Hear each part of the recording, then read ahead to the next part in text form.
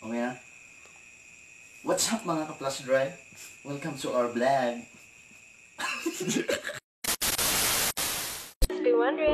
Come vibe with me when you are free. Call me when it's free. Hey, feeling good, like I should.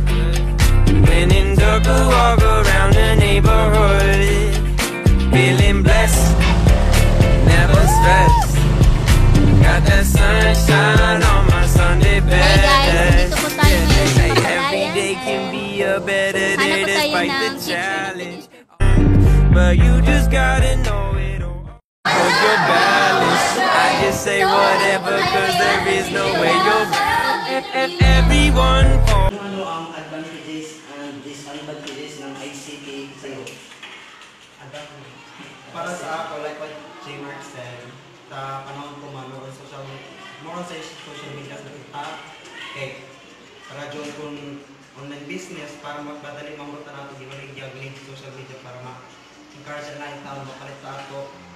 Kaligi, asa na kung mag-research, gawin sa computer ta, sa internet, makuha na. Ang disadvantage lamang kay nagsalig na ganang sa ganang student, kay para dyan mag-assignment, laong na sila sa internet rakan, madalo, hindi na sila magtuon. Okay, salig na tayo naman daw. Search sa good.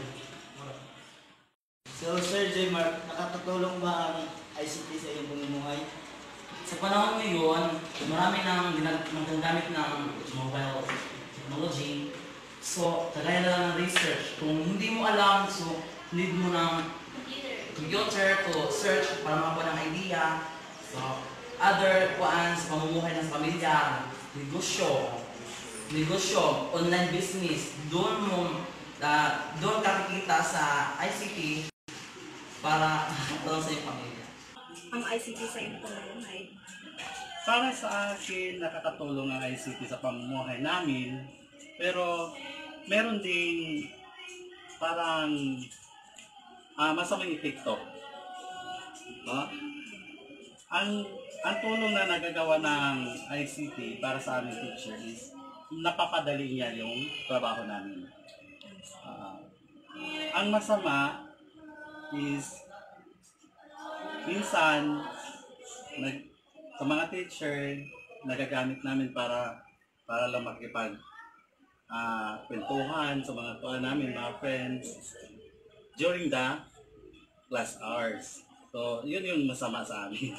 Pero kung gagamitin natin yung ICT sa tamang paraan, siguro, yun, magandang tulong sa amin yun. Gamitin lang sa magandang paraan, hindi sa kahit ano lang. Maraming salamat po sir sa inyong itubag sa aming pangutana sir. So, mora to sir, daghang kayong salamat. Importante ang ICT para sa kanila. So,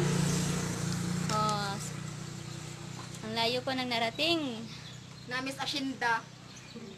sa lugar ni Adam. Hi! na kuming Adam dire. Unsay epekto sa ICT sa imong kinabuhi?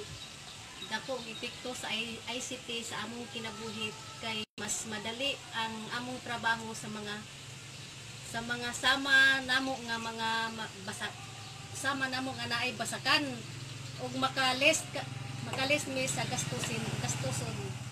Ang una pangutana sir, ano sa epekto sa imong ginabuhi karon ng ICT? Sa panahon nato karon nag-high-tech man, sa may imo ka istorya about ang ICT. Dako ko salamat nga ang ICT ibali nga madali ta nga makalihok sa atong trabaho tungod kay kanang gigamit karon nga mga kapaguhan dali ra timong maabot na to nga atong tudyo nga kumanda dyan tungod sa high-tech sa atong ipanggamit karon nga kini nga panahon. Punta na sir. Sampol. Sama anang magamit ko sa una o kanang maggaro, kabaw. dugay man mahuman ang sekretarya. Kaysa mugamit ka og kabaguhan karon sa man ang rotivator nga magdaro sa imong basakan aron mahindlo og dali. Isa ka hektarya Pila ka oras? mga oras lang atus duha ka oras. Pero ang isa hektarya sa una imong darohon ipagkakaman og duha ka adlaw. So mo gini naka pangrang sa high. Mo ni nakagwapo karon sa baguan nga mao nang high-tech nga kanang pamagi. Katulong nga pangutana sir. Sa may naka-advantage sa ICT karon og disadvantage sa imong nga palitan. Sa may advantage. Ang akong nakuanan sa advantage ug disadvantage kanang panglitan karon harita sa advantage imong mekanika imong harvester wala ko mangay kay kanang hugaw daghan o mga putol-putol mga dagami lahi ra sa sulpot ra ang ako tungod kay kanang limpyo sunod kanang ang iyang ibali lugas kanang bugat tungod kay dili kahupon. So Puti siya diri. Mao to sir og daghang salamat. Natutunan mo sa subject na living in IT world? Marami. Gaya ng paggamit ng makabagong teknolohiya, gaya ng mga gamit pang-agrikultura.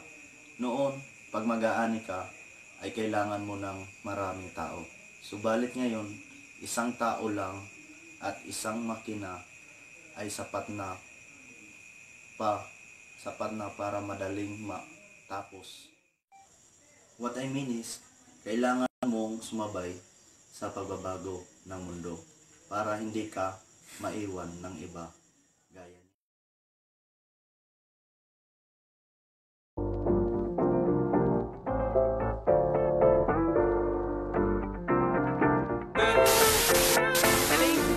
hi guys.